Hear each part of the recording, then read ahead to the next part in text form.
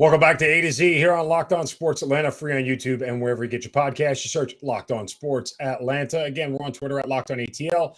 I'm at Mark Zuna. Make sure you check out all the shows here on Locked On Sports Atlanta. This is A to Z. I've Hitting Hard with John Chuckery, ATL Day Ones with Jarvis Davis and Tanisha Batiste. Our Braves postcast after every Braves game. And, of course, Locked On Falcons with Aaron Freeman and Locked On Hawks with Brad Rowland. I'm sure Brad will not like my previous Hawks take from a moment ago, but nonetheless, you go listen to him for all the best Hawks information. And want to let you guys know that coming up, we will dive into some picks for the weekend. 3 games that I have my eye on, including, the big one for us here in Georgia as the Bulldogs take on Oregon. We'll get to that game coming up here and a breakdown of it. But speaking of breakdowns, earlier in the week, we looked at the offensive side of the ball and positional spending and tried to correlate it to which teams made the playoffs versus which teams didn't, and where spending money necessarily relates to you making strides in becoming a better team, right? Teams that spent the most on the offensive line, believe it or not, are not likely to be playoff teams. As crazy as that sounds, it's just that it is what it is. But it's one of those deals where, yes, you would think that more of spending money in the offensive line means that you can block well, you can pass block well, you can run the ball well. And, well, ask the New York Jets, who spend a ton on their O-line and don't have much to show for it yet at this point in time. So now let's flip over to the defensive side of the ball. Now, teams that spent the total defense, is the Pittsburgh Steelers. On the defensive side of the ball, they spent $106.7 million, which is, roughly just over half of the entire cap is on the defensive side of the ball. Most of the teams are generally in that split offenses versus defenses close to 50%. It's, sometimes there's one or two big contracts that may shift the balance of it, but more often than not, most teams are pretty much down the line.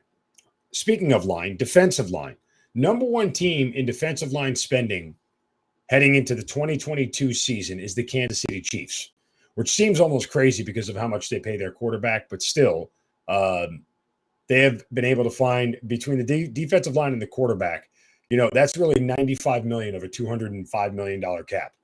How they've managed to put the rest of it together. And oh, by the way, the $30 million of the rest is all on the offensive line. So they were smart. They were smart to say, okay, we pay our quarterback, we pay our O-line, and we pay our D-line, win in the trenches, and with good quarterback play, you do it. So Kansas City spending 55. Let me give you the top 5. KC, the Jets, the Colts, the Bengals, and the Eagles. Now, 4 of those 5 teams last year were playoff teams. Look at the Niners, the Rams, the Giants, and the Raiders, and Steelers were the next 5, and 4 of those 5 were playoff teams from last year. So 8 of the top 10 teams on the D-line that spent money there. And again, the numbers may have been different heading into last season, but the teams that made the playoffs last year clearly saw their defensive line as a priority focus.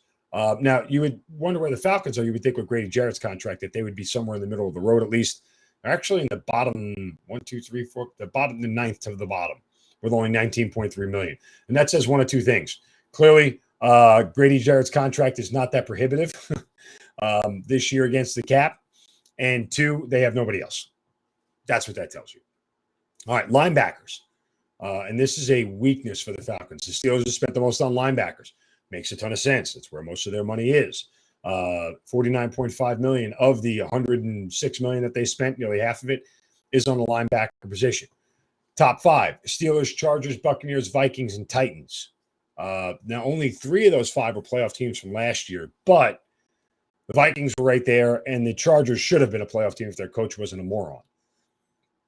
That said, the next 5, Jaguars, Broncos, Dolphins, Packers, and Patriots. Only 2 of those 5 made the playoffs last year, but would it surprise you if 4 out of those 5 this year made it?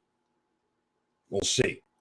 And then, by the way, Atlanta Falcons, they are, again, what is that, 9th from the bottom, 10th from the bottom when it comes to linebacker spending this year, and they don't really have a lot of guys. Oh, by the way, the average for linebackers is, let me hit it, my screen just refreshed. The average for linebackers is $20 million, 20.2.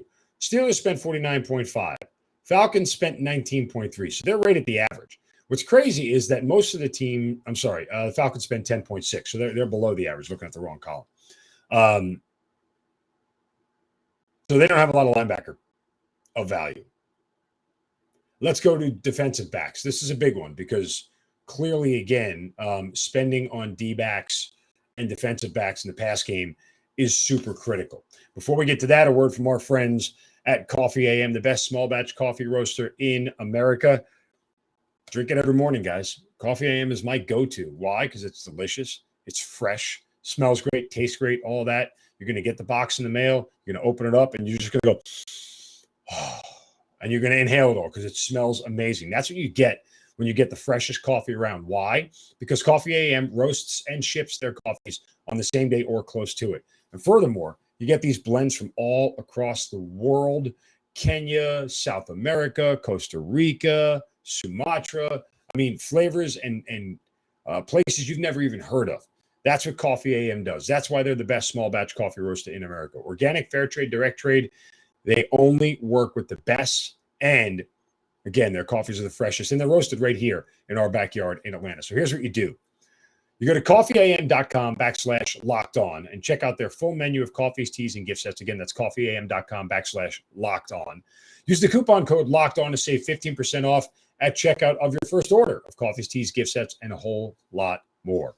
Coffee AM, the best small batch coffee roaster in America, right here in Georgia. All right, let's get to the positional spending on the defensive backs, because this one is one that I think, you can correlate pretty well.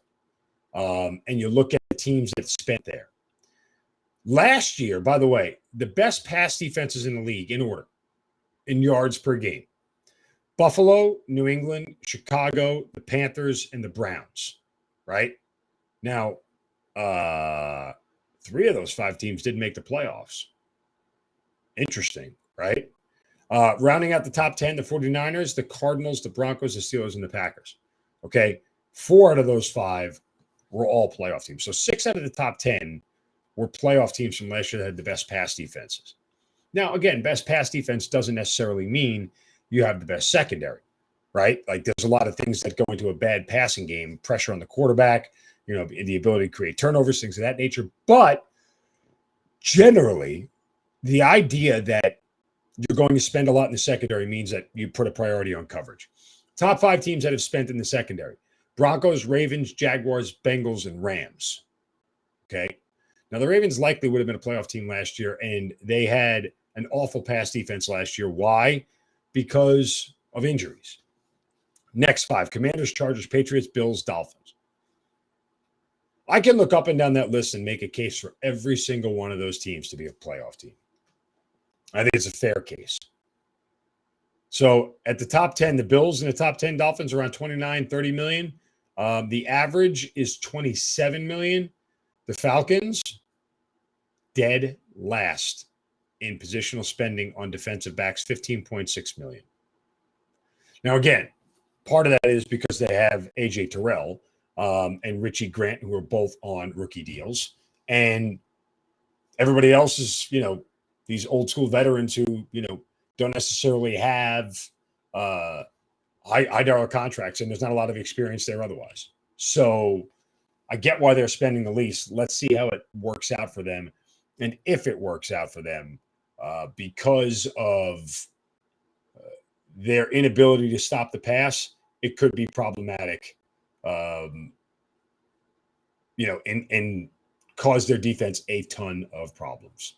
So I just thought, again, that was interesting. We did the offense and we did the defense, and it was just a good way to sort of get a barometer out there and see what teams are doing from a salary cap standpoint and how the percentage of the caps tie into what areas they're going to be good and if they can turn that into playoff success. All right, coming up next, we'll hand out shovels of wisdom as well. 3 college games to keep your eyes on this weekend. That's next right here on A to Z on Locked On Sports Atlanta, free on YouTube and wherever you get your podcast. Search Locked On Sports Atlanta.